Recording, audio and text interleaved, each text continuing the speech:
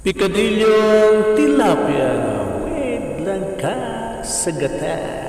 Kaya Kaluto's version. This is Ida's Vlog.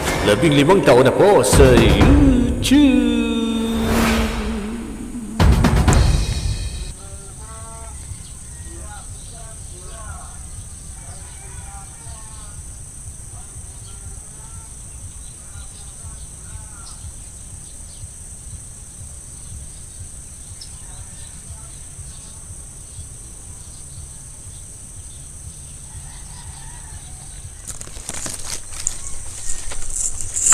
Ay, buka!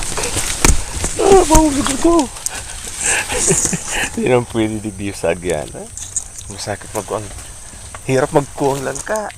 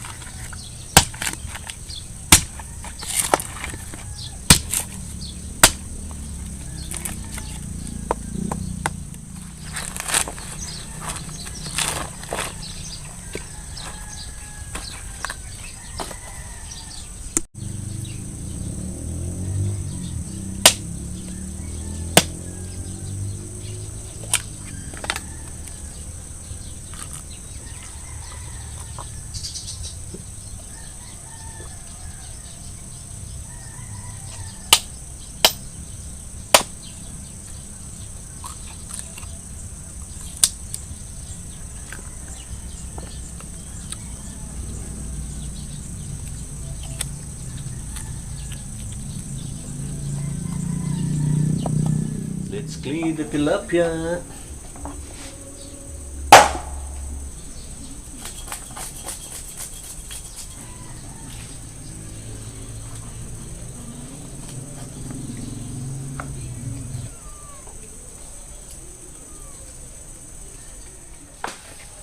Hi vlog, welcome to my guys. Kaway Kaluto po ulit para sa ating cooking show. Na naman. Yan lang naman ang kaya natin afford healthy living. From the backyard, string beans. Ilan na ba ang bigkis ito sa market? Ako, baka mahal na. Wala akong alam sa market price. Kamatis, bawang, sibuyas, luya. At paminta mamaya. Para sa ating picadillo tilapia na may langka. Para naman extended ang kainan hanggang dinner or even sa kinabukasan pa, breakfast.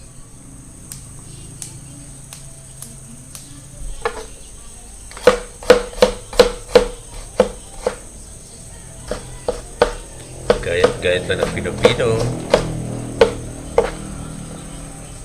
Luya. Ganyan lang po.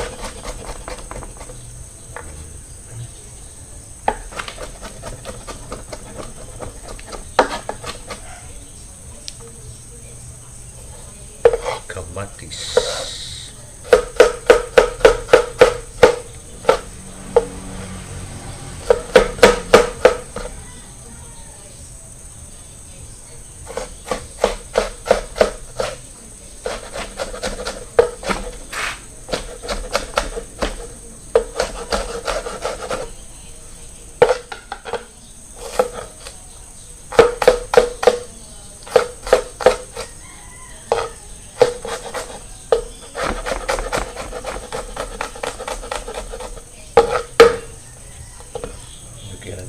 natin. Seasoning. Paminta. Haluin na yan. At ilagay sa likod ng tilapia. Ganyan na po. Yan. Ipapalaman natin. Ganyan. Kahit hindi na isil.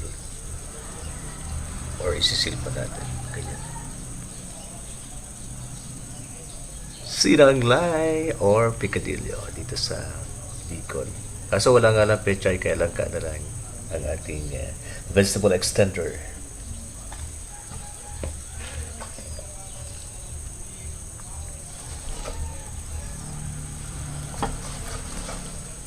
Yun.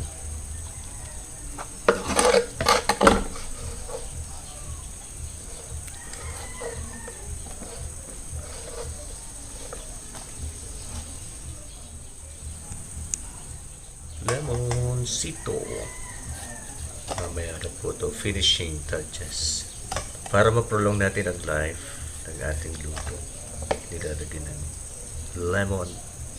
Ito ay may tagday na boric acid, hindi nakaka-irritate sa ating panunaw. Tama ba? Nakakatulong pa daw nga ito kung may ulcer ka. Good galot tayo.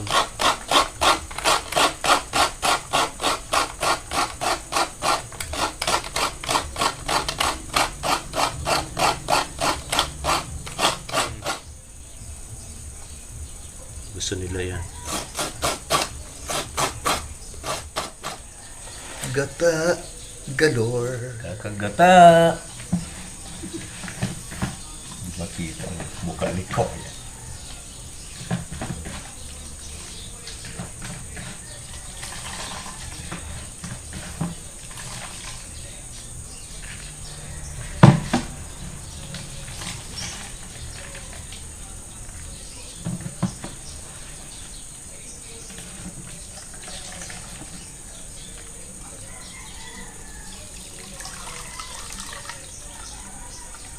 And the second gata.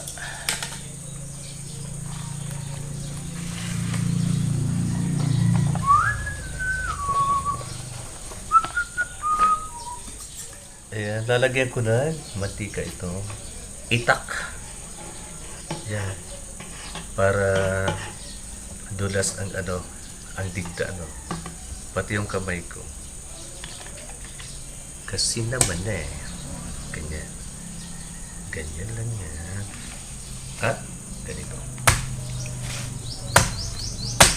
First bunga po ito sa taong 2025 ng ating pinakamamahal na langka. Langka ang walang puso. Ay, ang daming digda pa rin. Parang makunan pa siya. Ang balat. Oh, sorry.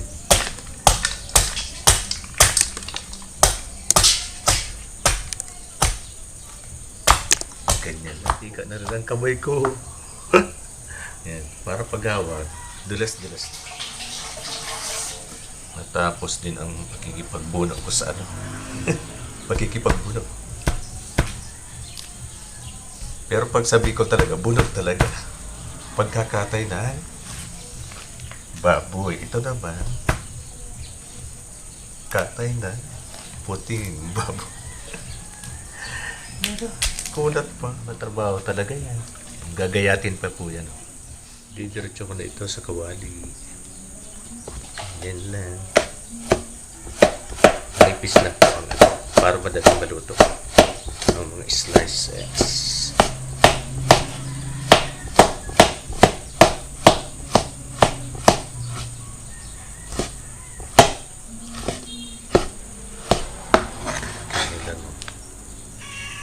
Oh, bihingi na. Ang lahat.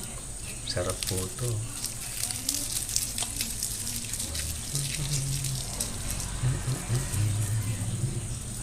Ganyan lang po siya. Isa pa.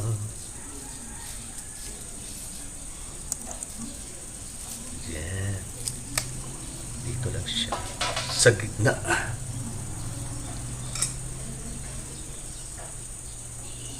pangalawang gata. Ito muna po ang lutuin natin para sigurado tayo. Konting patis lang. Sarap kasi pag may patis. Patisan. Siyempre, isda naman ang lalagay natin eh. Fish sauce, only in the Philippines. Tayo ang first nito eh. Ginaya ng iba. Let's cook it. Oh, wala. Yan. Antay-antay lang tayo ng mga 10 minutes. I-cover natin.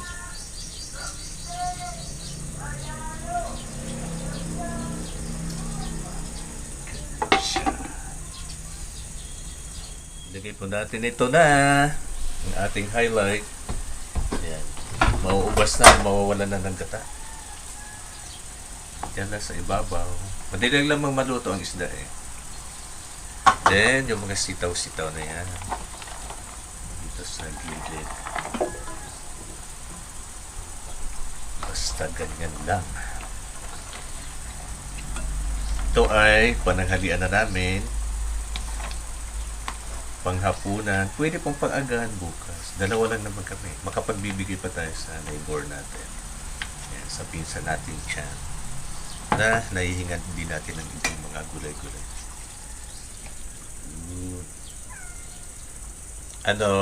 Mamaya na. Siya po ay kumain ng buntot ng tilapia. Ako,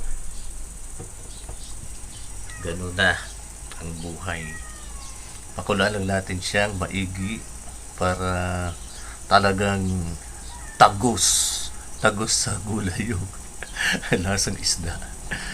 Sinanglay or picadillo version natin dito sa Bicol, especially here in Binalabag. Silay! Ay wow! Ang ganda! Ang ganda ng ambience! Tingnan mo nyo! Tingnan po ninyo mga kaluto. Iyan na. Uy. Lagyan po natin ng espesyal na sahog.